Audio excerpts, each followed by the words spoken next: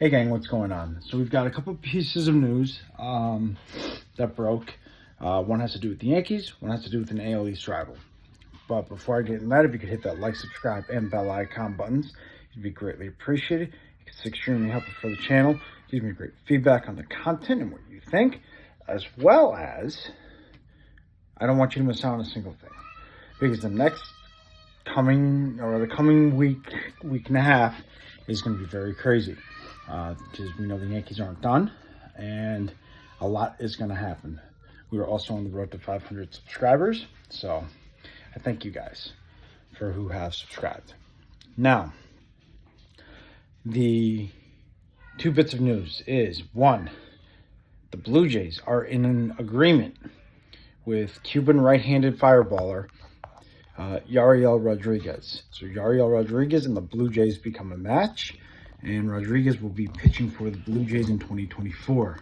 I do not know the details of the contract. I will put that in the description below, the link, so you guys can read up on that. Second bit of news, the Yankees DFA'd Oscar Gonzalez, who they got off the Cleveland Guardians. I will also post that link in the description below. I also want to go over the Marcus Stroman deal a little bit. So, the Marcus Stroman deal is now made official because they DFA'd Oscar Gonzalez. Now, I expect them to DFA someone else, because when Luke Weaver's physical comes back as a pass, he will be added to the 40-man roster. Then I expect more moves to be made, because I don't think the Yankees are done yet. And that goes into the Marcus Stroman deal. The Marcus Stroman deal is a very team-friendly deal. It was a very calculated, very well-played move by the Yankees. They got him on a very team-friendly deal. So that gives him the ability to trade for a starter and a reliever, or sign a starter, or sign a reliever, or just trade for a couple starters, or trade for a starter, as well as sign a couple of relievers. I think more or less it's going to be a trade for a starter and sign maybe a reliever or two, and that'll conclude their off season. I like the Stroman deal because it is team-friendly. It is a very calculated move, and it is a win-win move. It is a very low-risk, high-reward move. You're getting a pitcher that is durable, who has not had injury problems his whole career. He is a bulldog, and he can give you innings.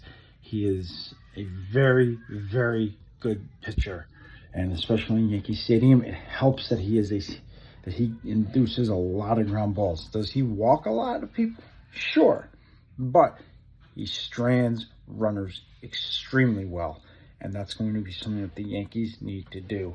And getting him on a team-friendly deal like they got him was a very calculated move, a very strategic move, and I like the move a lot. It has started to warm up on me because of the fact that it is such a team-friendly deal. Now, with that being said, where do they go from here? Well, like I said, they could trade for a reliever, starter, whatever they need to do. My thinking is they're probably going to go for two relievers and a starter. They've already been linked to Josh Hader. Doubt that's going to happen. Jim Bowden thinks it will. I don't. That's Jim Bowden of The Athletic, by the way. They've been heavily linked to Hector Neris. They are considered the favorites for him. I think Hector Neris will probably be one guy that comes over to the Yankees. And then I could see them going after Robert Stevenson, former Tampa Bay pitcher. So that would give them their two relievers. And then I can see making a deal with either Seattle or Miami, who both need bats, for a young, controllable starting pitcher. And I think that's going to be the offseason for them. That's going to be the splash for them. But the Yankees have done something this offseason that no other team has done this offseason. And that is they have spent as little money as they could without being cheap and still upgraded the team. When they said they needed two left-handed bats, they got three in Soto, Verdugo, and Grisham. They needed to upgrade the starting rotation, and they did that with Marcus Stroman. So they have successfully plugged in and filled in the holes that they had last year without spending a ton of money. It's not being cheap, it's being calculated and allocating the money very wisely. And can greatly appreciate it, and I'm very excited for next year. This is something that the Marcus Stroman move does, is it gives the Yankees the advantage to make moves to continue to fill holes that they need without having to spend a ton of money. Because if you remember last year or next year, they have $43 million coming off the books. Donaldson's buyout, Rizzo's contract, Torres' contract.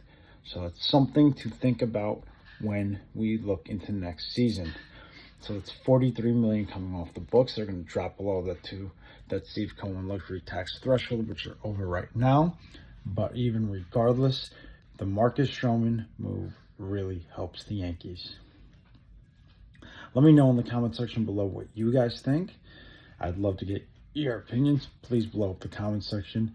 Until next time, have a great rest of your day, and I'll talk to you next time.